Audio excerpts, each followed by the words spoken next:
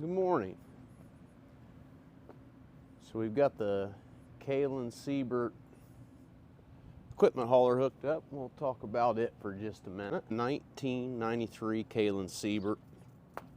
It's a folding neck trailer. So this deck actually folds down. These little ramps pop over. And you just drive right up on the deck. After you're parked on the deck, you come back, fold your neck back up, back your truck back under. I believe it's 50-ton rating. It's tri-axle. We had a low boy, and a low boy sets up quite a bit higher. Well, when we load on that low boy with the excavator, it slams down. You can slide off the side. It was getting dangerous. So anyway, the low boy we had was a 2013. We bought it new for $23,000. We ran an auction on it. It'd be 2 years ago now. And that same trailer, 2013 low boy, sold for double what we gave for it. When it was gone, we had to replace it, and that's where this 1993 Kalyn Siebert came in. We pocketed the difference on the low boy, and we gave $18 for this. See, we actually come out ahead on the deal and got a little heavier trailer. Nice heavy deck. Hasn't been used a lot, did a lot of setting. Motors, believe it or not, runs pretty good. Kind of rough looking, but just keep a can of ether handy. Most people haven't seen a folding neck trailer. I'd be one of them. So here's some of the mechanics of that. You can see our cylinders here, ran by our pony motor. It's got little air cylinder locks over here on each side to keep this from tilting forward. You can see there's plenty of grease points here. And it just sits on the ground. So you'll put boards underneath there. When you unhook, underneath this flat area, drop your air ride. Now for us, this truck, we've got 3 sections on the bar here, and we can change the air ride height. This trailer, when I first went to get it, it drags bottom easily, which they all do. The fact that we were able to get into a tri-axle equipment hauler at that kind of price point is pretty amazing. When I looked at it, I determined it was a good trailer. Decided to bring it home, and I thought the motor would be no good, and it fired right up. Unbelievable. Probably need to put tires on it sometime, but it doesn't go far. Can move our dozer and plow on this. Our excavator, don't know, it tractors easily. Hadn't measured a combine. There's probably some equipment guys watching this saying, it'd be too high, and it might be.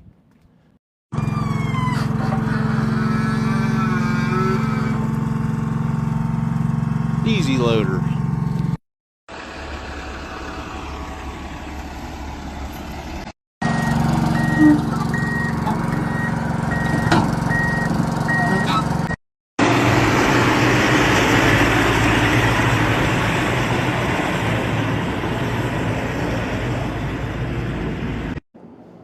Come in with the guys, they're getting the deck plates back on.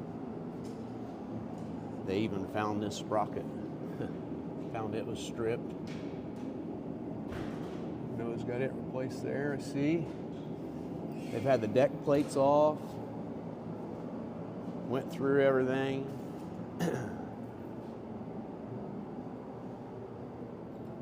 Feel like this is a 2012. I feel like you can run these for quite a long time. I know guys have them on a trade schedule. Many operations do, and maybe that's not wrong, but for us right now, we try to keep things up. Now this year we had a few issues, and we appreciate our dealer helping us out. That was Brennan here. He's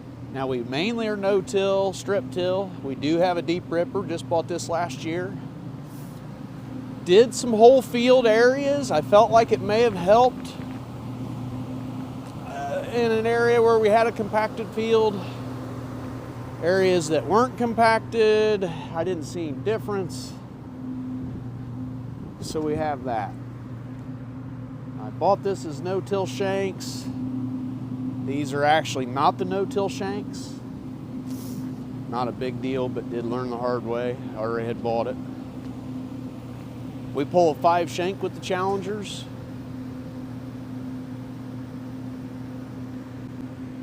Really just going to rip our grain cart roads, or if we tear a field up, we've got it. So we need to own it, but burns a lot of fuel. It's a Case IH DMI. I feel like that's probably the best brand, the best model. This one was on Tractor House, and I loaded it in our trailer right there.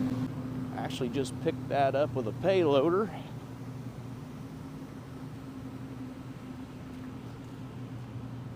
And sat it right in here.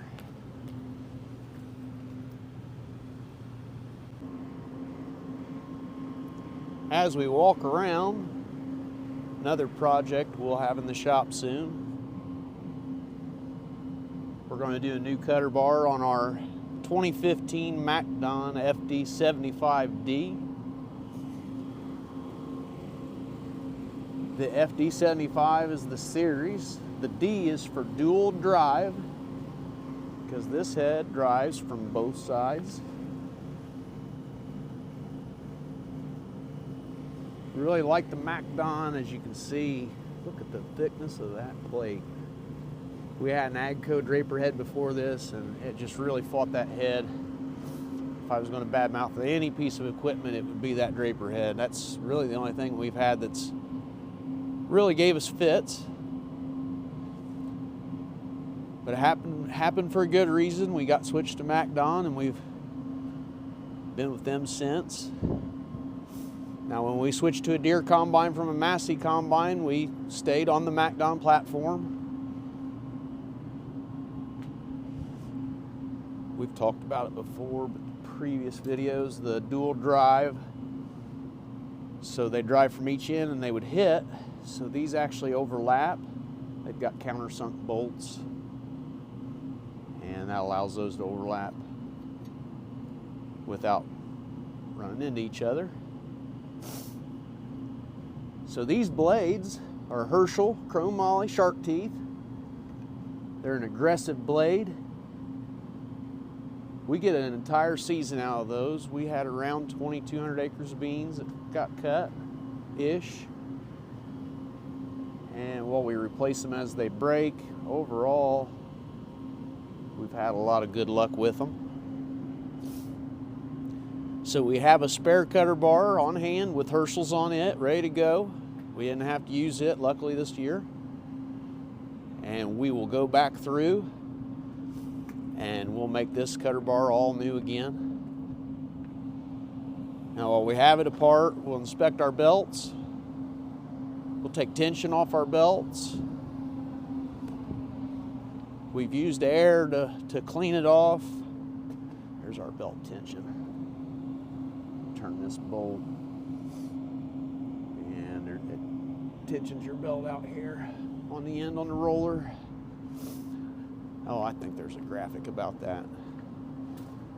So the MacDon floats on a set of springs. This is on the combine. The springs have the actual head separate, and it just kind of rides on those springs. It's a 2 or 3 sections, so it's a center and 2 wings. The hinge is here and over there on the other side. That allows it to kind of bend and flex to follow the contour, but the cutter bar on these does not flex. It's solid. Now, the nice thing with the springs, as you go into a dip, the springs will actually react quicker than the machine getting a sensor saying, hey, it hit, then raise. That lag allows you to hit whereas the spring lets this head just bounce through those traffic I was talking about. So you can see we turn this bolt to get the tension set, and we need to be in the middle right there, and that would be over here if I turn this. Now the one in the center is not as easy to keep the tension proper on.